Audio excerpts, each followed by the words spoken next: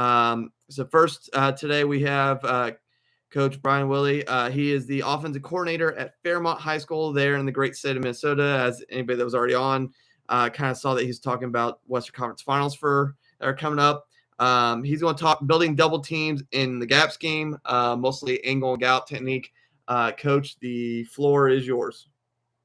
Hey, Coach, appreciate the opportunity and appreciate the opportunity to listen and hear all the other speakers that are going to be a part of this clinic. Coach does a great job of advocating for our game and really bringing in coaches and giving back to the sport. So thanks, Coach, for all the stuff that you do for us, and I appreciate the opportunity.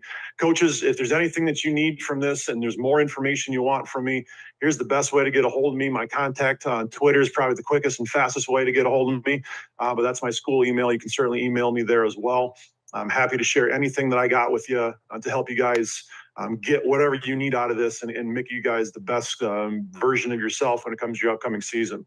So for us, this presentation is going to be about the type of double teams we use in our gap schemes. So why we chose to go gap scheme, we do dabble a little bit with zone, some tight and wide zone, but we major in gap scheme. And the reason for that is because of the simple rule progression for our players. Our players have a rule system that translates to any kind of front that we're going to see. And we see a lot of different fronts around here. So having a transferable set of rules for our players is incredibly important, which is what the gap scheme allows for us. It does great against a lot of movement. We don't see a ton of movement anymore since we've gone to more majority gap scheme type runs. It's not to say that we don't see some, we just don't see as much as we certainly used to. And the rules are flexible, and just in terms of like being flexible towards our players, allowing them to really, from different type of processing speeds, be able to execute the scheme to a high level. And so it fits our personnel, it gives our kids flexibility, and really our kids really take hold to it and take a lot of pride in our gap scheme. So that's kind of like the basics of why we went into gap scheme. But really what makes it work for us is obviously creating displacement at the line of scrimmage. And a lot of credit to that goes to the way in which we teach our doubles teams. And we spend a lot of time on double teams because for us in our gap scheme, if we can't get movement at the point of attack, none of this really matters. And so we use two different types of double teams with our players. We use a Gallop type double team and an angle type double team. Now, I've heard in different places, you've heard a lot of great offensive line coaches will talk about when they use the Gallop and when they use the angle. This is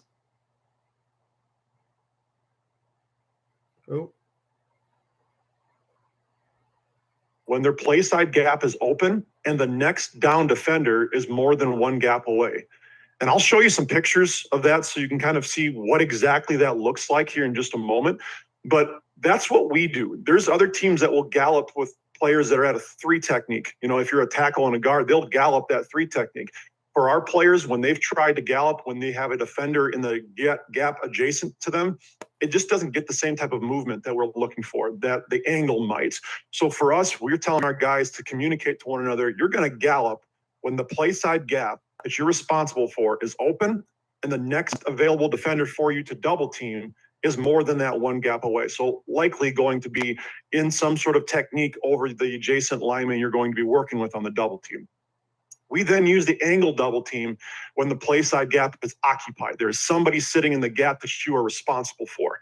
And at any point in time, if our players are unsure of which one should I use, Gallop or angle, we tell them just commit to it and communicate it to the people that you're working around. So we have different language for our kids to communicate what type of double team they're going to use and who needs to be part of that double team scheme. So one of the things that helps us really try to execute our scheme to the best efficiency is we make sure our offensive linemen are students of the game. When they come up and they figure out what type of double team they want to execute, they need to also figure out what's it going to take to make sure that this double team is going to be effective. So one of the things we ask our guys to do is key the linebacker alignment, because we believe the linebacker alignment is going to detail what the defensive line is going to try to do.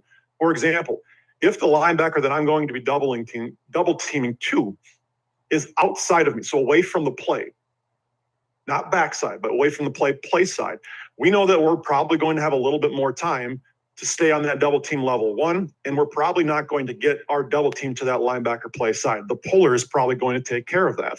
So as a result of that, if the linebacker is aligned head up or outside of me play side, I got a pretty good feeling that linebacker is going to flow outside towards the play. Whereas if he's more backside of me, then I got a pretty good feeling that he's going to try to run through the gap. So that means if I'm the post man on this double team, my eyes better be pretty solid on that inside gap. Likewise, when the defensive lineman is playing more of a heavy technique, we tell our offensive lineman, if they're playing heavy, he's likely two gapping. So that's a more likelihood of them possibly trying to slant into certain gaps. And we might have to transition from potentially a gallop technique, if we've called it, to a down block. Or we might need to, maybe if we have a gallop thought in our mind, maybe transition a little bit more to an angle, because we want to make sure that that first level defender is moved before any of the magic ever happens. So just having these keys that our players go through for a checklist really gives them an idea of how do I make the best call for me and the guys I'm working with, and how can I make it with conviction? And that's really what we're trying to help them do and really kind of get the scheme executed as the best possible way. So let's start with the gallop. We're talking about a gallop double team here.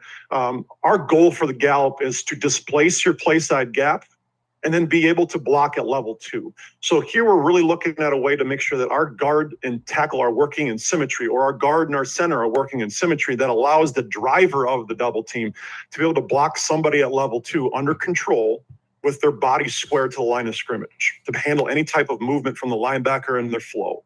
So when we look at every double team, we have a postman and a driver, or some people will call it a lifter and a driver. For us, when we're looking at our postman, he's going to be the inside man of the double team. If you look at the picture here on the right, if I can kind of highlight here with my cursor, the center in this case is going to be the person who's going to be the postman, okay? In this case, he's got a head-up technique that's going to be in some sort of an odd front, so he's got a nose. In this case, what we tell our players who are going to execute the postman, and when we have a gallop technique, is he must first step with his foot that's away from his help. So in this case, in this particular play, we were running power to the left. So if we're running power to the left in this picture, then our center is going to step first with his foot away from his help. So his help's coming from his left, so his first step's going to be with his right foot. Now, when that happens with his backside foot, it's a timing step.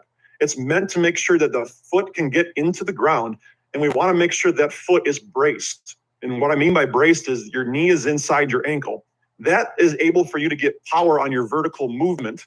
And it's also able for you to be able to handle any type of stunt that might cross your face. You can be able to do so with more power than you would if your foot is not braced. So when we get to our individual portion of this clinic, I'm going to talk about, like, when we're drilling these things, these small little coaching points, getting that braced foot is incredibly important to make sure that you can stand up that defender, because the postman's goal in all of this is to execute a drive block, but also to create a surface for the galloper to be able to displace the near hip of the down defender. So the first step is going to be with his foot away from his help.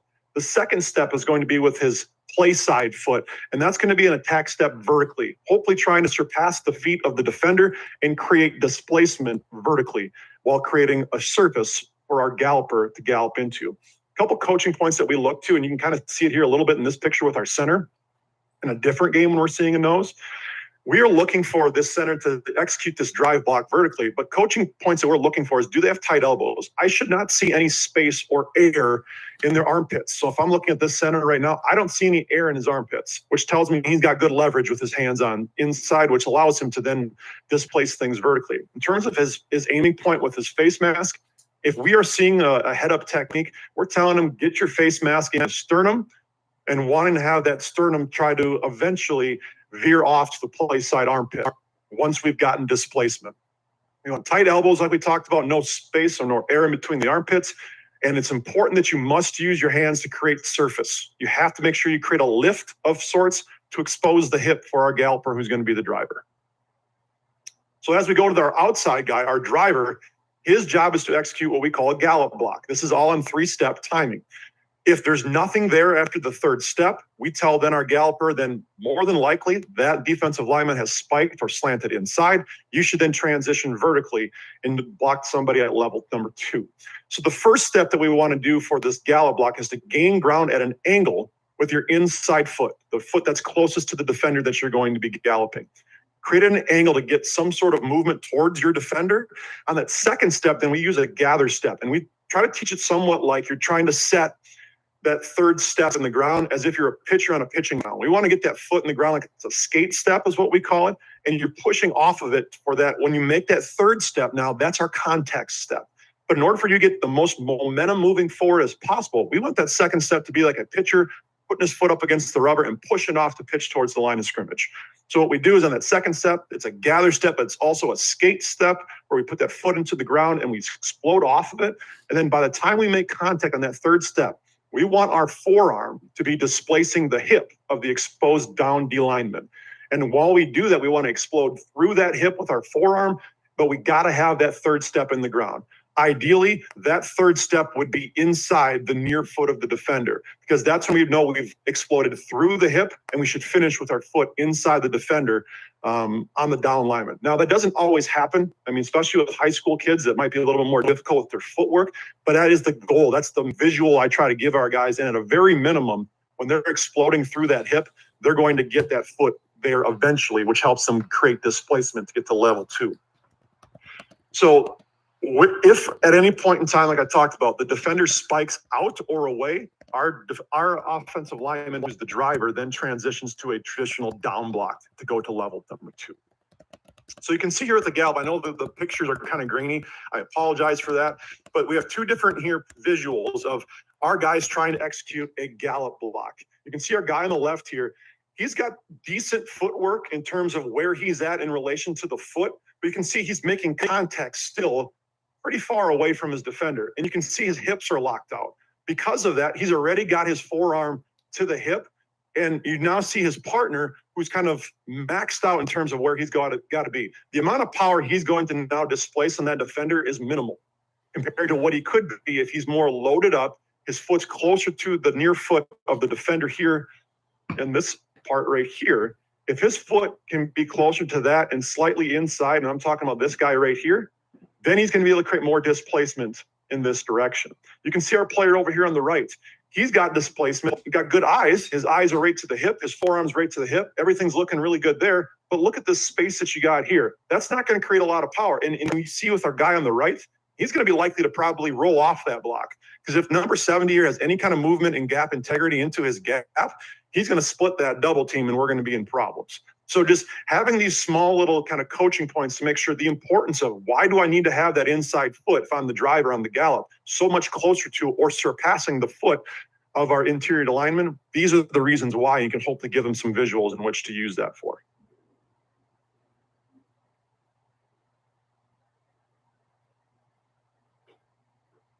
Too much into this. If you want to see more clips, I'd be happy to share them with you another time, but more so I want to get to more the fundamentals of the piece.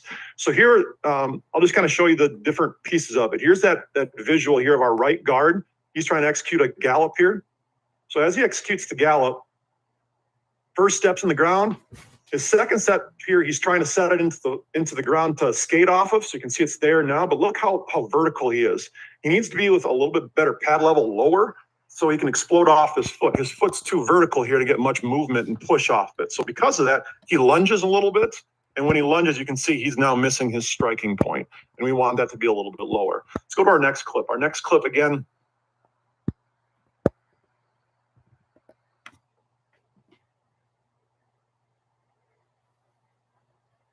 his first step actually goes backwards. We don't want that because now you're going to see he's in a lunging technique. We want that first step being a timing step to almost pick it up and put it back down so that way you can reset your outside foot. You can see now in the second step here, see how he doesn't have any power off that outside foot just based on his angle. And now when he makes contact, yeah, he strikes the hip and it's great, but eventually number 70 here, he could split that double team. So you got to make sure you just kind of fine tune those little details to make sure that those things don't happen. So you can see here now, here's an example of now with our left tackle, in this case right here, how he's executing the Gallop and what he does when all of a sudden the defender's not there. So here he has a good first step. First step's there. You can see now, look at that bent knee. That's what we're looking for on the skate step. That's exactly kind of the movement we're looking for. He's looking ready now to make contact on the third. Guy's gone. He's slanted inside. So now he transitions his eyes vertical, doesn't chase the eye candy that's going over the top, trusts his guys to get to it, and the play fits pretty well. Our back just decides to bounce it outside. So like those are the progression of things that we would look to in clips and film to say this is why our double teams You need to get better in this respect or that. Let's transition now to our angle double team. These are going to be the more common ones that we use because we see a lot of teams who play four fronts to us or guys that play in gaps. So you can see in the visual here over to the right, in our angle double team, we're going to have a lifter and a driver still. The postman's going to be the lifter. In this case, we're going to tell him you're responsible for half to 75% of the man in the gap. So for the postman, he's going to execute what we call a lift and sift block. A lift and sift block is where his first step from a footwork perspective is a timing step. And he's going to take this with his foot away from his help, just like we talked about in the last play. In this case, though, his second step is now an attack step that we're telling him he wants to split the crotch of the defender, and we want that foot to be on his side of the line of scrimmage when contact is made. His aiming point's going to be the play side shoulder through the bottom of the number in terms of where his strike's going to be. So he wants to take his play side shoulder. We tell our guys, pretend it's like a shovel, and we want you to scoop the bottom of the number up. So imagine that you're scooping sand, take your shoulder like a shovel, scoop the bottom number, the play side number of the defender and lift it up. Because once you lift it up, now you're creating a surface for our driver to get a double under technique, which we'll talk about here in a moment. So give them that visual, strike with your shoulder, your play side shoulder on that lower part of the number and shovel it up. And your eyes during this entire time need to be detached from your shoulder. Your eyes need to be in your gap the entire time. As you can see here, number 55, his eyes are in his gap the entire time. And he's now struck from low to high with that shovel. He's now exposed the chest of the defender, which allows the double under technique here from our tackle.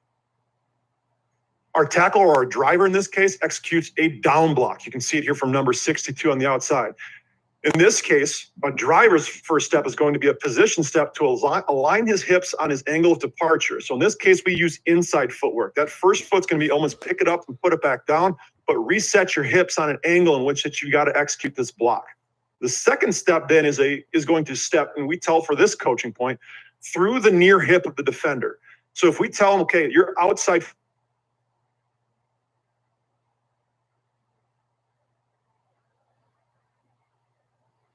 and as that second step gets in the ground, now we should be shooting a double under technique. Our inside hand is the one that's going to be the hand for control. Okay, we want to make sure that we control and that he doesn't split the double team. That hand's going to be on the breastplate of the defender, the chest plate, if you will. The outside hand then is for movement. If we can, we want to get it on the hip and drive as best we can. If not, get to that backside breastplate or under the armpit and drive vertically through that, or drive at an angle through that with both hands. With inside hands for movement, outside hands going to be, inside hands for control. Sorry about that. Outside hands for movement. Okay, so if those hands understand like the purpose of each, you can then start leveraging your hands and your footwork, which will then accelerate once that contact is made on your second step.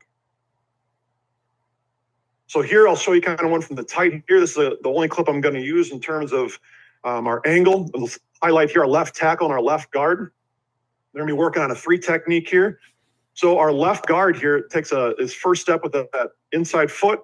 Now his second step is coming vertically. You can see his eyes are remaining in his gap the entire time. He never even sees what the defender's doing. He just knows his body's going to control that gap. He's going to use his forearm to lift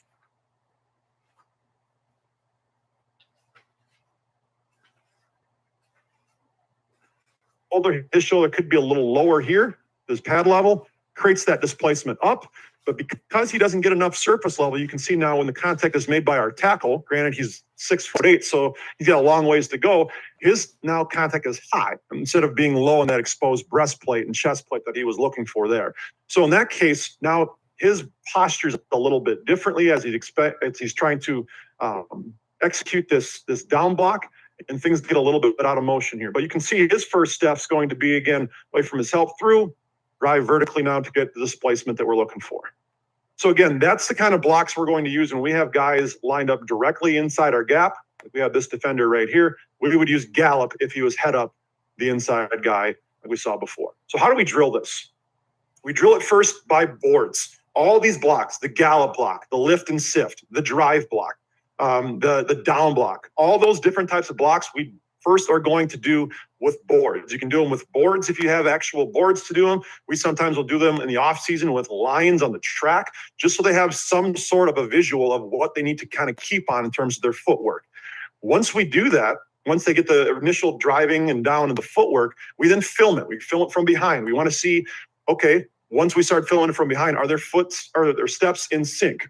After that, we also want to look at, okay, we're going to add now a hand shield. We want to see, is now contact being made on that second step? And when contact's being made, is there any air in the elbows? Is there kind of any air in the armpits? We want to see if all the small coaching points are being followed. And we can do that by simply doing a board drill, going through all the different types of blocks and then filling it from behind. We then will transition to filming it in front. So when we want to start looking at where their eyes at, like the angle doubles for the postman, we can film it from the front. If we want to look at any kind of stuff in terms of eyes, we film from the front, usually at linebacker depth. So you can also add like a medicine ball. If you guys don't like hand shields, we don't like we don't like medicine balls as much, just from our players at different levels. Sometimes that doesn't give them the kind of core look that they're looking for. We actually prefer these hand shields, as you can see in the picture, and we actually prefer them turned around. So the handles themselves are out. That gives now our guys a visual for when they're striking, we tell them to literally grab the handles and then complete the block from there. So it helps kind of create that hand strike placement, but then also helps them transition to the drive aspect of it. If you're worried about, like a lot of your guys, that they're making contact, but they're not getting displacement, you can also do this drill with a down knee. So they're working on getting that backside hip through as well to create that displacement that you're looking for. So yeah, about we 5 do a minutes, lot Coach. with these. Pardon, Coach? 5 minutes. Yep, thank you. So when we're looking at those type of things, those are the kind of things you can do in a gym. You can do this in the off season. But the key here is to break down every single little aspect and be very crucial on it, because if you start looking at the little things, they'll eventually become the big things in the end.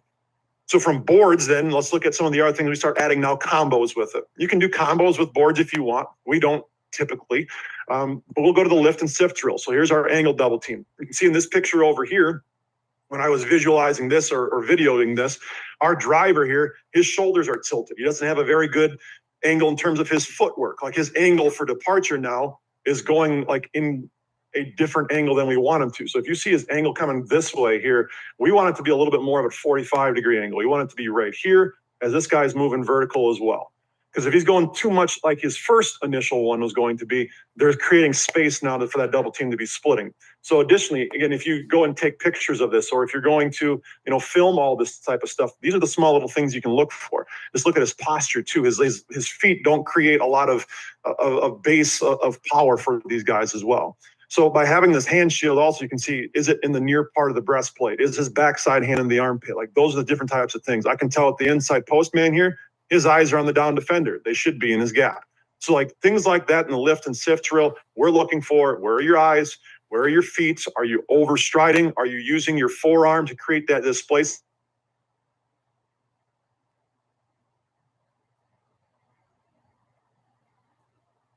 And when it's all said and done after the lift and sift drill, we go to 4-man pods. We do 4-man pods at least once a week. We'll do 3-man pods if we need to, just to emphasize the down lineman. But when we're structuring this and scaffolding it, we go from boards. We go from boards to the lift and sift drill. We'll also take a lift and sift drill, and instead of lift and sifting it, we'll move the defender to a head-up technique, and we turn it into a gallop drill, where the gallop drill is a 3-man pod, just working on the displacement, just like the lift and sift drill is going to be.